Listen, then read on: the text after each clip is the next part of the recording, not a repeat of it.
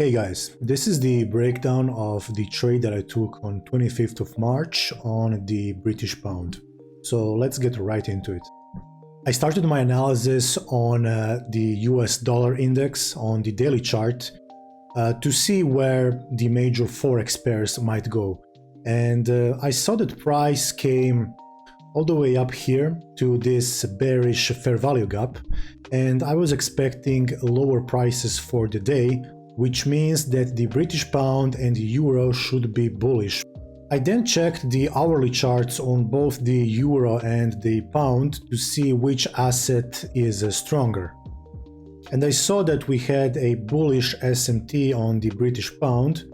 This SMT was created during the London session, but it still gave me an idea that the pound is probably the stronger asset and therefore the better asset to trade.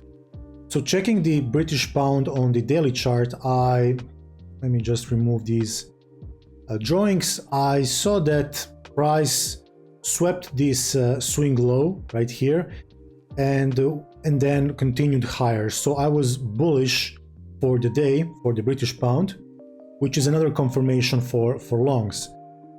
And afterwards I checked the overall 1 hour market structure, which, as you can see, for the New York session was clearly bullish. Now, before placing this trade, I saw this fair value gap on the left, but I also saw that this hourly candle right here closed well above this bearish candle, which validated this candle as a bullish order block. So my trade idea, as you can see on the left here, was to use this 1 hour order block as a 1 hour point of interest to base my 5-minute unicorn off of it. So I was basically expecting for this 1 hour bearish fair value gap, let me mark it, to fail almost instantly. And looking back at it, obviously you can see that this was a mistake. Now, I did trade with the trend. I did have the 1 hour point of interest here, and technically we also did have a unicorn here, which is right here. So we had a swing low, a swing high, then a lower low, and a higher high, which closed right above this bearish 1 hour fair value gap to the left. And we also had a fair value gap inside, which validated this formation technically as a unicorn. And this is why I placed my limit here on the beginning of the unicorn with my stop loss at the swing low. And as you can see, the trade unfortunately did not work out, but price instead went down here. I'm looking at the chart on the right. So price instead went down.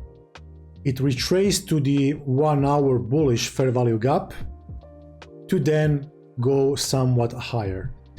Now, I also checked the calendar for today, and I realized that my mistake for this trade was expecting for this 1 hour bearish fair value gap to automatically fail.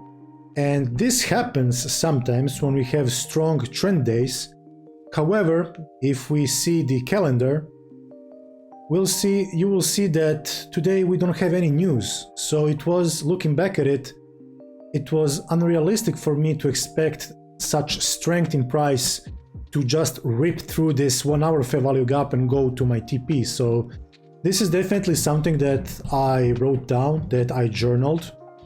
And if I could do this again, I would definitely wait for price to retrace down here to the 1 hour fair value gap. Right, so this rectangle right here, this is the 1 hour bullish fair value gap, right? And you can see here that if we did do that, price would not have offered any kind of unicorn in this zone, so this would have been a no trade day for the British pound. I don't want to show you just the wins, right? I think losses are equally as important. And I think that this was a very valuable loss, right? So to recap the logic for the long, we were bearish on the dollar index, right? Because price was in a daily fair value gap and we expected lower prices. And since the dollar index is inversely correlated with all major forex pairs, this was an initial confirmation that we should long the forex pairs, right? Then I checked and I compared the euro dollar and the pound dollar to see which asset is stronger. And we saw an SMT here forming on the British pound, which signaled that we should be longing the British pound, which is the stronger asset, right?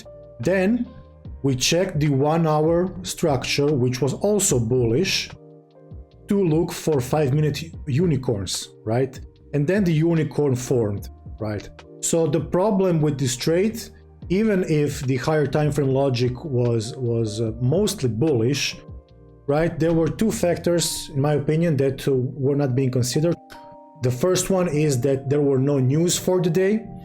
And the second one is that we were right at this bearish fair value gap. So I should have been more patient and waited for price to drop into this lower bullish fair value gap to then continue higher. So this is, I believe, a good loss. I applied proper risk management. And I only lost about 50 euros, which is something that a risk that I was willing to accept. So guys, thank you for watching. I hope that you find these trade breakdowns helpful to you. I hope that you can learn something from them. And if you do like this video, please consider liking and subscribing to my channel.